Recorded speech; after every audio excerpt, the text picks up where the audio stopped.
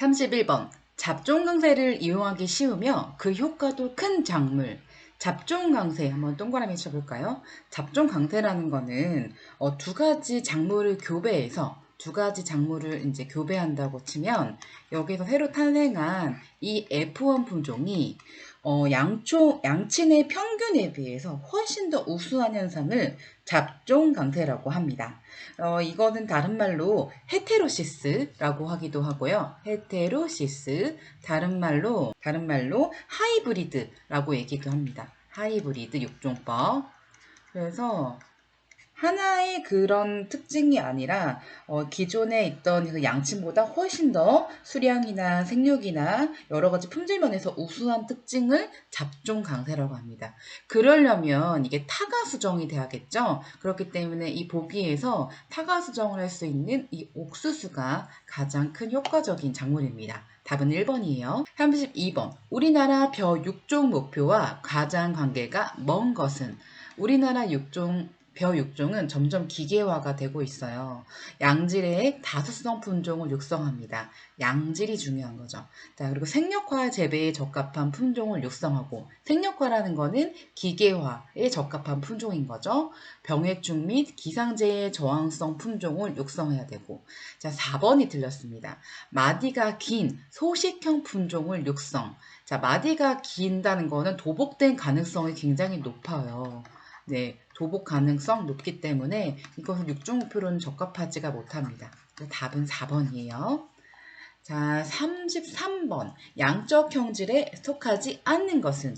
양적 형질, 질적 형질, 이 묻는 문제가 굉장히 많이 나와요. 자, 우선 양적 형질이라는 건요, 작물의 키, 길이, 개화 시기, 분월수, 가지수와 같이 연속적인 이제 특징들을 갖고 있는 그런 거를 양적 형질이라고 합니다.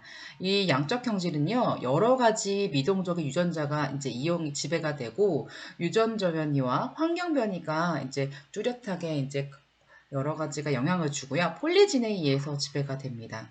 그래서 33번에 보시면 꽃색 같은 거는 파란색, 노란색 이게 좀 구별이 좀 쉽잖아요. 그래서 이런 꽃색은 질적 형질에 속하고 분월수, 수량, 이삭 길이 같은 거는 이제 여러 가지가 이제 연관되어 있고 환경 영향을 많이 받기 때문에 이런 것들은 양적 형질이라고 볼 수 있습니다.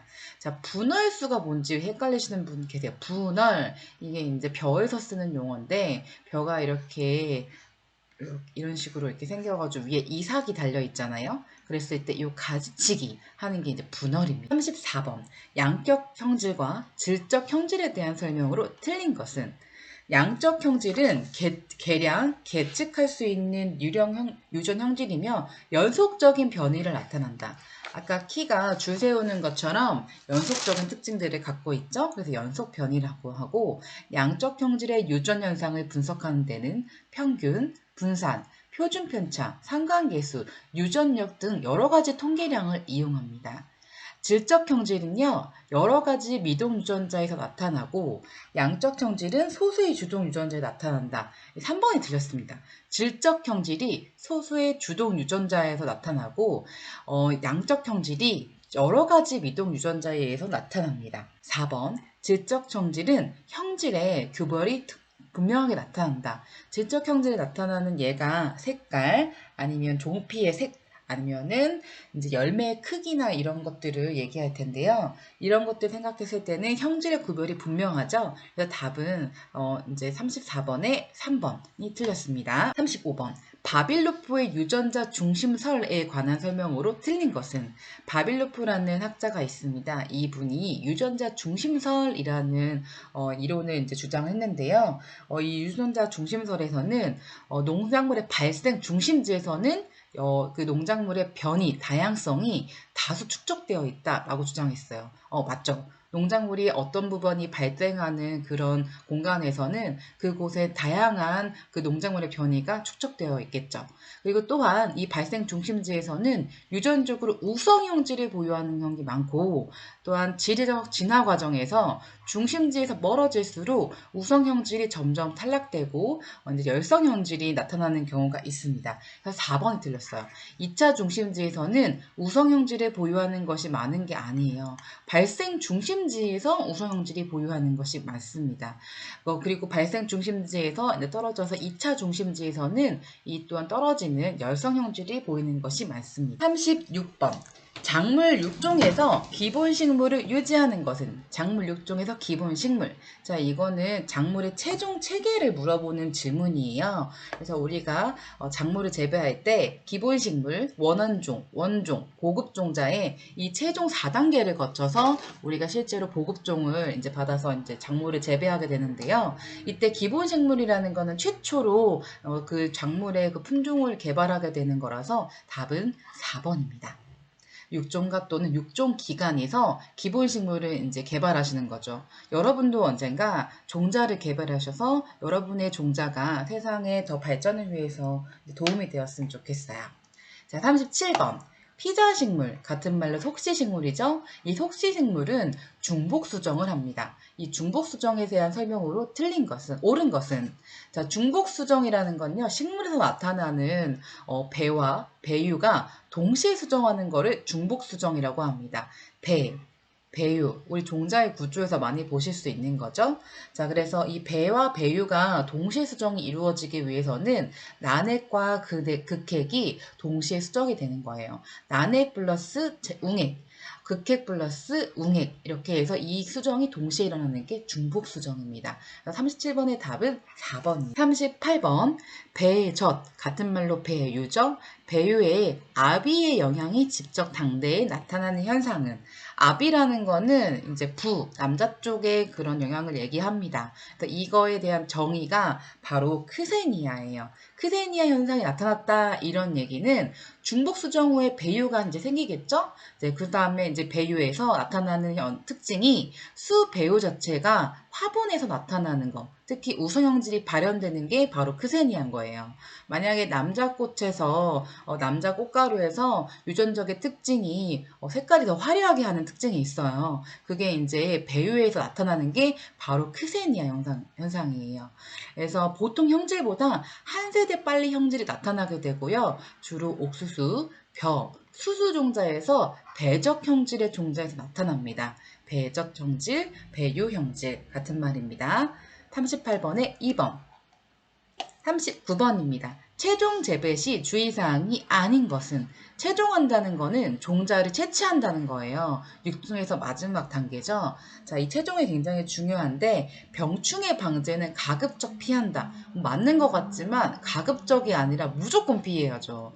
제일 중요한 시기지 않습니까? 그래서 이 최종 재배할 때는 교잡의 우려가 없는 곳에서 해야 돼요. 목표하는 유전형질의 육종을 어렵게 했는데 다른 종자가 혼입되면은 망치게 되는 거잖아요. 그렇기 때문에 교잡이 없는 곳에서 이제 섬이나 아니면은 폐쇄된 시설에서 해야 되고요. 우량적인 모본을 양성하고 불량주는 도태되도록 합니다. 정식할 때, 작물을 진짜로 심을 때는 작물이 상하지 않도록 하고요. 39번의 답은 3번이에요. 40번입니다. 한 개의 생식핵으로부터 몇 개의 우응액이 생성되어야 되는가? 이거는 이제 세포 분열 여러 가지 중에서 이제 이게 이제 남자 쪽에 화분, 꽃가루에 대해서 번식하는 걸 얘기하고 있어요. 화분에서 이제 분열이 되면 생식핵과 화분 간 핵으로 나옵니다. 그럼 이 생식핵이 분열이 돼서 정액이 되는 거예요. 우리가 웅액이라고도 하죠. 이 정액이 2개가 됩니다. 그래서 한 개의 생식핵이 2개의 정액이 되는구나 라고 이해해 주세요. 그리고 이 화분 간핵은 이 정액이 이동될 수 있도록, 정액이 이동돼서 이제 암술에 있는 난핵과 극핵을 만나서 중복 수정이 이루어지잖아요. 그렇기 때문에 이 정액이 잘 이동될 수 있도록 화분 간핵이 도와주는 역할을 합니다. 정액 굉장히 중요하죠. 별표 쳐주시고 한 개의 생식핵으로부터 2개의 웅액이 생성된다 라고 알아두세요. 41번입니다. 물속에서 가장 발화가 잘 되는 거, 물속에서 생육이 잘 되는 거. 자, 벼가 있죠? 벼는 우리나라에서는 논에서 재배가 됩니다. 논벼 이렇게 얘기하고 담리작 이렇게 얘기를 합니다. 물속에서 발화가 잘 되는 종자는요. 벼, 상추, 당근, 샐러리, 티머시, 피투니아가 있습니다.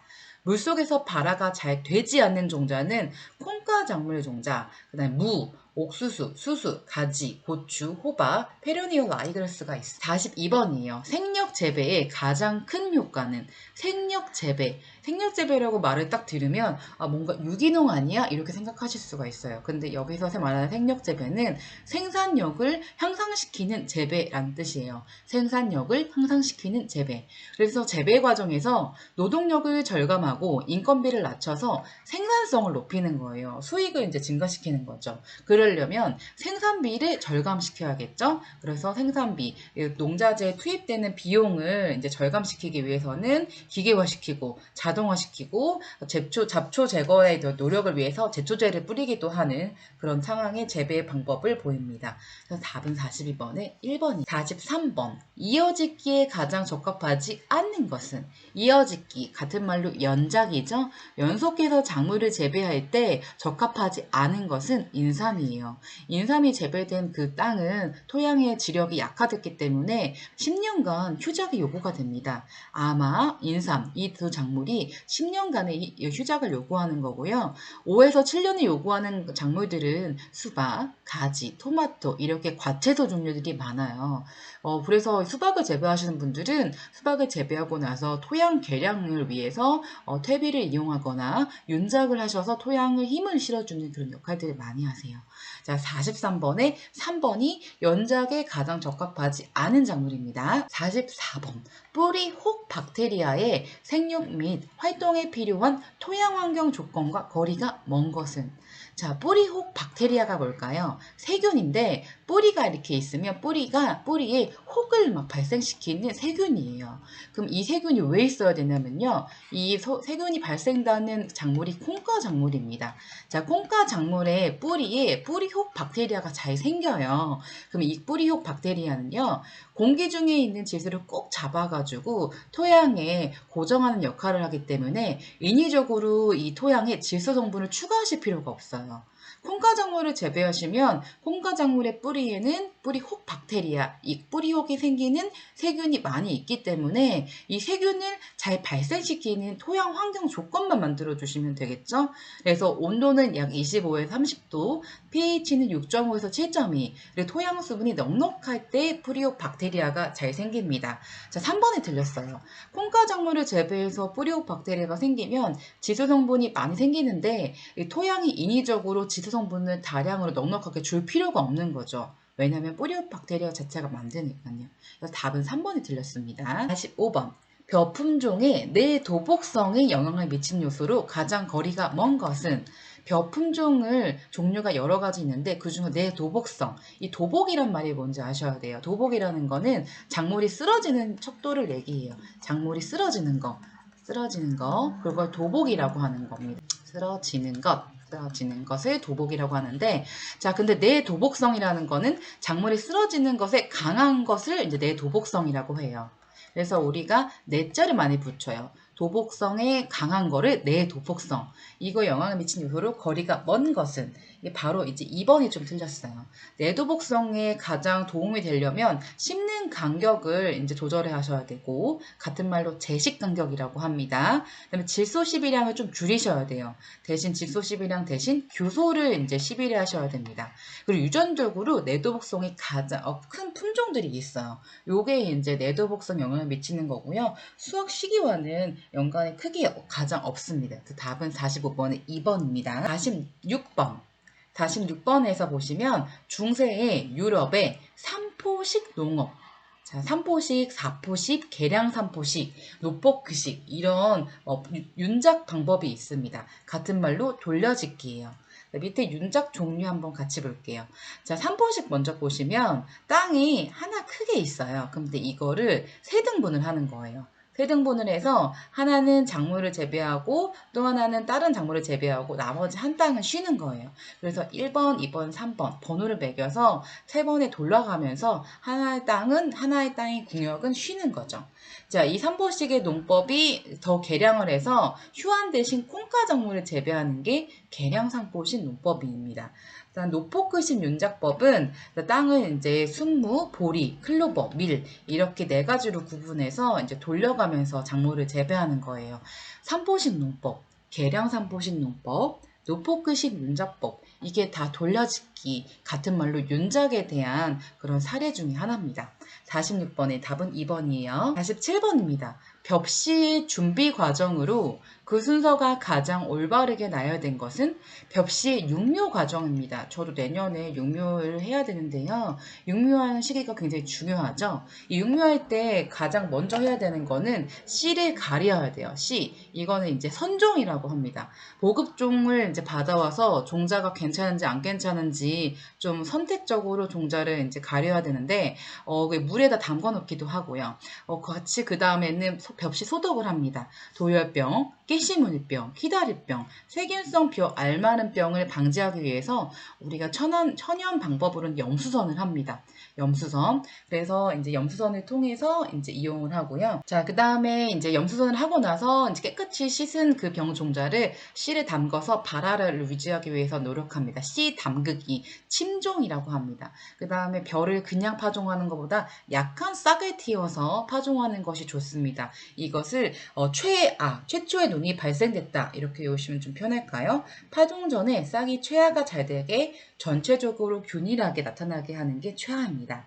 자세한 설명은 밑에 보시면 더 세부적으로 아실 수 있습니다. 48번이에요. 벼를 저장할 때 발생하는 해충이 아닌 것은, 벼 저장할 때는요, 쌀 바구미, 그 다음에 보리 나방, 화랑 공나방이 자주 발생이 돼요. 자, 물 바구미는 모내는 시기와 동시에 이 성충에 피해를 주기도 하고요. 잎을 갉아먹으면서 잎이 흰색으로 돼요. 그래서 물 바구미는 저장할 때가 아니라 모내는 시기, 작물을 재배할 때 많이 발생되는 해충입니다. 답은 3번이에요. 49번입니다. 콩과 사료작물, 우리가 가축이 먹는 그런 작물들을 얘기하는 거죠. 근데 그 중에서 콩과 작물을 고르는 거예요. 자, 사료작물을 크게 화분과 작물과 콩과 작물 두 가지로 구분할 수가 있어요. 그래서 여기서 콩과 작물은 알파파, 화이트 클로버, 레드 클로버, 칡, 매드플류가 콩과 작물이에요. 답은 3번. 50번. 우리나라 농경지 작물의 재배 면적이 가장 큰 것으로부터 순서를 나타낸 것은, 가장 큰 것은 벼가 있죠. 벼, 그 다음에 채소, 과수, 두류는 콩과 작물을 얘기합니다. 답은 5번에 4번이에요. 51번. 붕소결핍 시 나타나는 증상으로 적합한 것은, 붕소결핍 시 나타나는 증상이 바로 생리장애입니다. 이런 원소가 부족한 거죠. 생리장애인데, 우리가 이걸 적합한 특징은 수정과 결실이 나빠요. 자, 붕소월수는 필수 원소 중에 미량 원소인데, 이거는 작물의 원형질의 무기 성분 함량을 영향을 주어서 특히 개화 수정할 때 꽃가루의 발화와 화분관의 신장을 촉진시켜서 결실률을 증가시킵니다. 그렇기 때문에 51번의 답은 3번이에요. 52번입니다. 벼의 수확 적기는 품종에 따라 차이가 있으나 일반적으로 출수 며칠인가요? 자, 이게 일반적으로라는 말은 우리가 중생종 품종을 얘기해요. 답은 3번 40에서 45일 정도입니다. 자, 출수가 뭔지 궁금하신 분들이 있어요. 자, 출수라는 거는 벼 입장에서는 이제 벼의 이삭이 나오는 것을 출수라고 얘기해요. 마지막 잎인 지엽의 엽초에서 이삭이 나오는 게 바로 출수입니다. 출수와 동시에 벼의 수분 수정이 이루어지기 때문에 이거를 일반적인 다른 작물과 비교를 해보면 이 출수를 이해하실 때 꽃이 핀다라고 생각하시면 조금 편하실 거예요. 이 출수라는 용어 자체가 벼에서 쓰는 용어예요. 답은 52번에 3번입니다. 53번이에요. 작물 재배에 적당한 모래 참외, 같은 말로 사양토입니다. 이거의 점토 함량은, 자, 우리가 토성을 구분할 때 사토, 사양토, 양토, 식양토, 식토, 이 5가지로 구분하시거든요. 그 중에 작물의 가장 양호한 토양은 양토예요. 이 양토의 점토 함량이 25에서 37.5% 정도 있습니다. 근데 여기서 물어보는 거는 사양토죠? 답은 2번이에요. 12.5에서 25%. 자, 이 부분은 토양에서 나오는 건데 유기농업 기능사에도 많이 나오는 문제예요. 그래서 이 퍼센트이지까지는 외워두셔야 됩니다. 54번. 단일성 작물에 대한 설명으로 가장 적합한 것은, 자, 단일성 작물, 이런 것의 특징은 4번. 낮의 길이가 12시간 이하일 때 꽃눈의 분화가 촉진되는 작물이다. 이게 단해성 작물에 대한 설명이고요. 1, 2, 3번은 장일성 식물에 대한 특징이에요. 낮의 길이가 어떤 책에는 12시간 이하, 어떤 책에는 8시간 이하 이렇게 되어 있는데 우선 낮의 길이가 좀 짧을 때 꽃눈의 분화, 꽃이 이제 피게 되는 준비 조건이 갖추어진 상태가 되는 게 이제 단해성 작물의 특징이에요. 반대로 얘기하면 낮의 길이가 짧으면 밤의 길이가 긴 거죠. 밤의 길이가 길 때 꽃이 피는 작물이 바로 단일성 작물이에요. 그래서 단일성 작물을 다르게 얘기하면 장야성 식물, 장야. 야간에 길다란 뜻이겠죠? 장야식물이라고 얘기도 합니다. 자, 4번이에요. 자, 55번. 옥수수의 생육의 특성에 대한 설명으로 틀린 것은? 자, 옥수수는요, 자가수정이 아니라 타가수정 원칙으로 합니다. 그래서 잡종강세 육종법에 이제 이용되기도 하는 그런 작물인데, 우리가, 옥수수를 심을 때 다른 품종을 같이 옆 근처 심어버리면 막 섞여요. 그거를 생각하셔야 돼요. 자, 옥수수는 단일성 식물이고요. 생육에 알맞은 온도는 32에서 38도입니다. 수꽃이 암꽃보다 4, 5일 먼저 핍니다. 다시 정리를 해보면 옥수는 벽과 화분과 작물이고 하늘만 사는 하늘살이 작물이에요.